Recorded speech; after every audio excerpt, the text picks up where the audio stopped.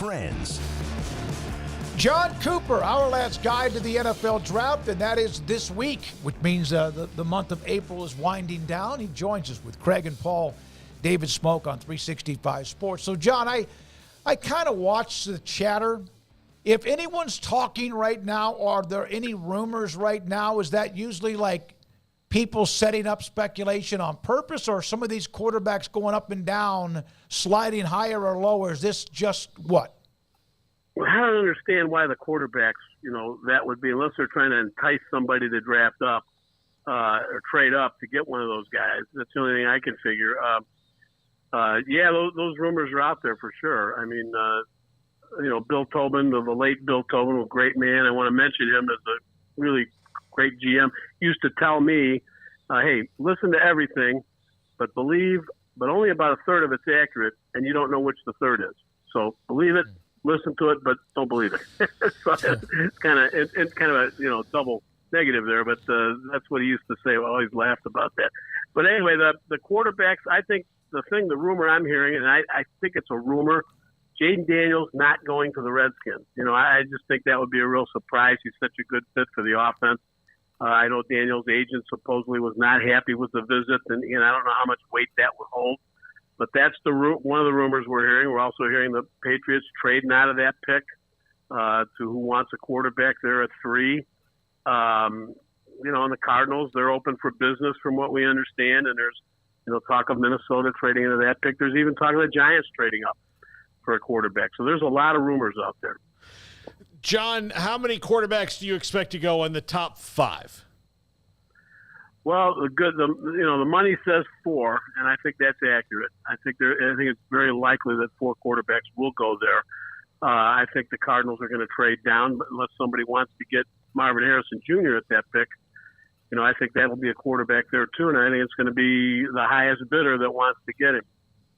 Unless the Jets or the Patriots are in that bidding war too, moving down.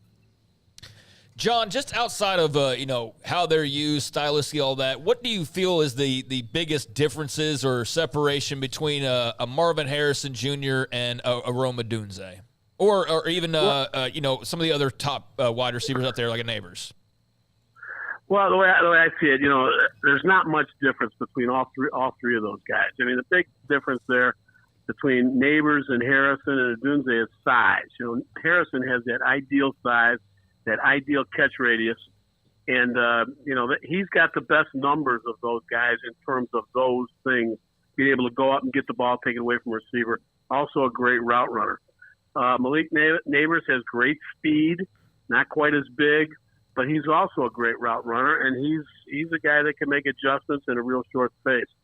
And Odunze is a big receiver too. He's got good size, not quite as big as Harrison, and got the same kind of speed that Harrison has. The length might not quite be as good, but very, very similar.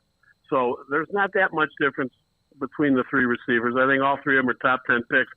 But that said, I think Harrison's the best. I still do. I think he can go up and get the ball. He's got such playmaking tools. But they're all good. Somebody's going to get a great receiver with one of those 3. Quarterbacks and wide receiver. Who will be, in your opinion, or who do you have as the best defensive player on the board? It goes back and forth. I mean, right now we've got Jared Verse as the top player going, but it's really close after that. I mean, a part of me thinks Latou is the best guy, but there's that red flag with the injury that some teams are not going to be wanting to take a guy that high who's got that history. I think if without that history, I think he would be the top guy. Although it would be close. Then the cornerback, Terrion Arnold, I guess we might have him a little higher than Verse now that I think of it. He's got great speed, great ball skills. He's a very solid football player. So, those would be the top guys in our minds right now. Those a couple of 3 edge rushers there, Chop Robbins or Dallas Turner would be up there. Those guys we think are pretty good players. But the defense is not as good as the offense this year. I think you'll see a lot more offensive players drafted in the first round than you will defensive players this year. How far do you think we go before we see Brock Bowers? And is it not necessarily a Brock Bowers issue as it is just tight ends in the first round is not necessarily a surefire a value?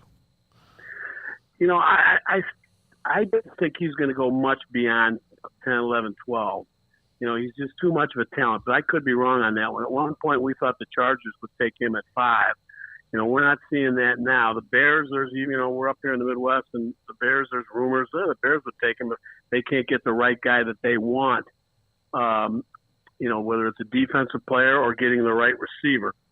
So that'll be interesting because I know one of the things that we're hearing about the Bears is they want to really upgrade their receiver room, whether it's a tight end. They've got a good one in Komet. I would be surprised, but Bowers is a talent, and he does some things that even some receivers don't do. So, you know, I don't see him falling that far. John, a couple of weeks ago, I guess it was, Tavondre Sweat of Texas, the big defensive lineman, gets arrested, DWI. Just sort of where did you peg him initially, and does that what kind of questions do you think that raises, and what kind of effect, if any, do you think that has on his draft stock? Well, you know, we have a first-round grade on him, late first round.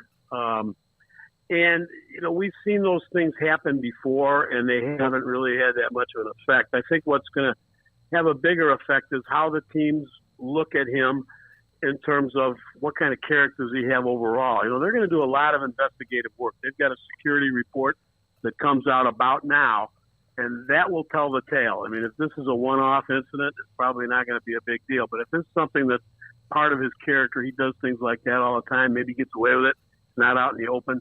You know, the NFL has ways of finding those things out. So that will hurt him, you know, if that's the case. And I think there's a chance. I'm hearing some things that he's not in the greatest condition all the time. And, you know, that, but again, those are rumors. And so you got to be careful of that kind of speculation, but he could slide a little bit. How much money will that cost him, John? Millions? Well, yeah, and it would be in the ballpark of probably, if you look at the length of the contract, if he doesn't get a first-round pick, it's going to be in that million ballpark for sure, especially with, you know, different ways of, you know, pretty much there's a salary schedule that they're working with now. So, you know, I'm not sure just how bad that's going to actually be. But nevertheless, if you're not a first-round pick, it does change things in terms of the amount of money over the length of your contract. Jon Cooper with us, Ourlads scouting service to the NFL draft. John, Kansas City picks at 32. Rashee Rice is likely to be suspended for his role, you know, in the whatever drag racing thing that happened. While that probably won't be the full season, he's going to be out a chunk. They already needed to address wide receiver even beyond Hollywood Brown. Do you see that being addressed at 32, or is that something because of the depth of the wide receiver position that they might be able to address later? Well, it depends. You know what? You know, we're kind of seeing in our mind there's maybe 25 bona fide first-round picks, and after that, it's going to be a lot of best player available at a position of need.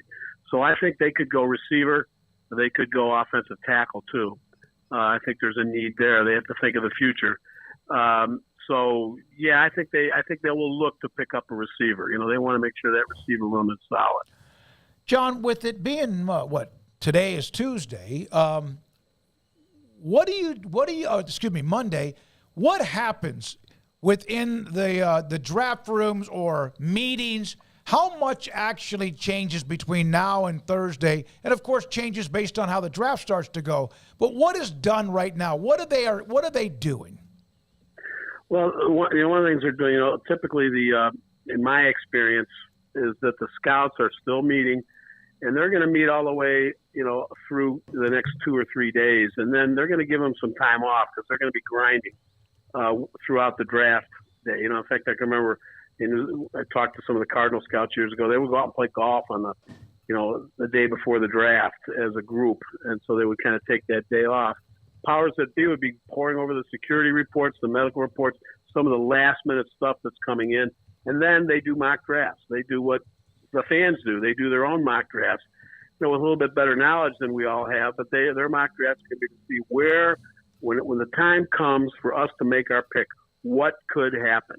And so they try to create as many of these scenarios beforehand so they're prepared for them. If a player that they expect to be there is not, or somebody trades up to get somebody that's not, so they're trying to prepare for all that. They have pods of players that they would take at a certain pick, and if none of those guys are there, then they've got to be prepared to trade down, trade up, whatever it is. If it looks like our guy's not going to be there, then they have to be ready for that. So they're kind of role playing at this point in time, those kinds of scenarios. That's something that the scouting staffs all do.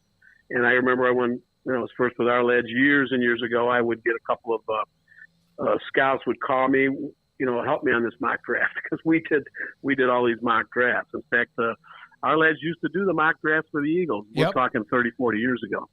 But that's a big thing going on now. So what would a reality show be like if they, and I know they have the war rooms and now everybody seems to have a picture. Some teams even more so want access to be seen, and everyone acts like that's exactly who they want, kind of like on National Signing Day for high school and college.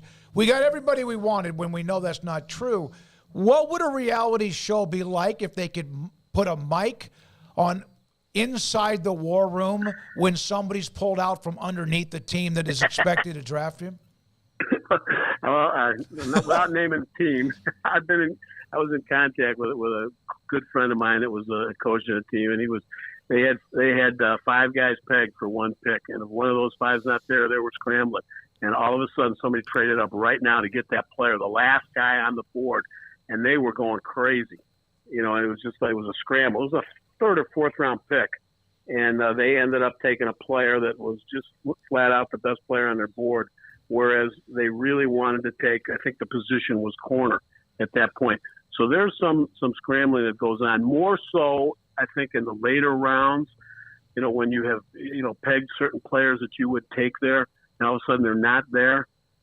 Trading down is what you want to do, and then all of a sudden nobody wants to trade with you. Then what are you going to do? And that happens now because, wait a minute, we got 3 minutes left. There's nobody we want. Call up this guy. Call up Joe on the phone. See if he'll trade with us. No, I'm not trading. We don't want to move. We don't want to give anything up to get to that spot. So then you got problems. What about if somebody you didn't expect to be available, especially in the first round, maybe in the second round, when somebody that's highly ranked and thought of, all of a sudden you have all of what you think is what you're going to do, and then some alpha name starts to fall your way? How much scrambling happens with that? Well, I think in that case, most of the teams are prepared for those kinds of things. And, let's say a guy has a secondary or maybe even a 3rd or 4th need, but they could use a guy on that caliber of player. They'll typically take them. But if they definitely, feel with position of need, like a quarterback that slips down to, say, 15, that you expected to be at the 5th pick in the draft, but you've got your quarterback under contract and a backup, you're not going to take him. But I'll give you an example. When the Ravens took Kyle Hamilton, I don't think they thought Kyle Hamilton was going to be sitting there at 14. And I think they pivoted to Kyle Hamilton because of that. And it worked out very well because he's been a great Swiss Army knife for them. And even though they had, 2 starting safeties under contract at the time.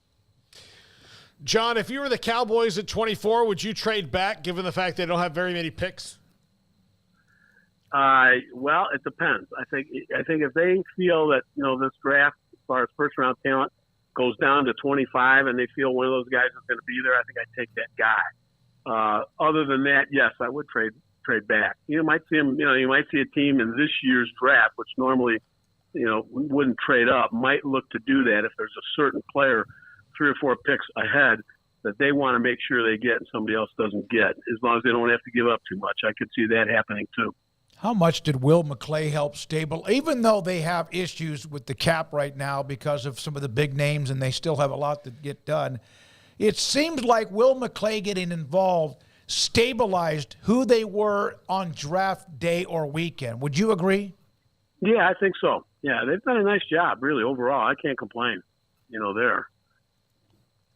Jon Cooper with us, Ourlads Scouting Service, Ourlads Guide to the NFL Draft. Is there any way 4 of the first 5 picks will be quarterbacks? If that's not the case, what happened? Well, I think it depends on I think who's there. And let's say one team, let's say the first two quarterbacks are gone, and the teams that might be wanting to trade up don't like those guys, although I think that's not going to be the case. But I think Marvin Harrison Jr., to me, is possibly the best player in this draft. And again, there's a lot of rumors saying, no, we like Malik Neighbors better. And, I don't see that. So I think that he could be pretty well coveted, although there's these other receivers there. I think a guy like that would go. I don't see anybody else in that top four right now other than him as a possibility. Or maybe if somebody really likes Neighbors as the best guy. Last thing. I just don't see that. Yeah, how did McCarthy start surging up the boards? What happened with that? Well, I think a lot of people like him, and have liked him all along. I think, he's got some athletic ability. He's got a strong arm. He really has all the tools that you want. He's got some intangibles that are very solid. The thing is that sometimes, in some ways that's good, in some ways that's bad. He was driving a Cadillac at Michigan, and he didn't have to win the game. He didn't have to do what Caleb Williams has had to do or Jaden Daniels. That's not necessarily a bad thing, but you just don't know. But if you really watch the tape, yeah, he's got some holes, but maybe he doesn't have as many holes as some of the other guys have. There's some things that the other guys do that are so spectacular, but yet if you really look, there's a couple of things here, a mechanical issue here, and so on down the line. McCarthy maybe didn't have the opportunity to show those holes. The only thing I can think of is he didn't layer the ball real well. He throws on one plane. But other than that, he's done everything Michigan asked him to do in that offense, and when he needed to make a play, he could make a play, whether it was, off platform. He could do that. So I think that's where that is coming from. I think teams are wanting a quarterback. They want a solid guy that they feel can develop into a solid quarterback. And the right team, I think he could be very good with. We still have him as kind of a mid-first round guy, but yet we also understand that quarterbacks get pushed way up. And so we can see him going in that top four. Jon, as always, thank you very much for your knowledge, insight, experiences. Jon Cooper with us on the NFL Draft coming up Thursday night.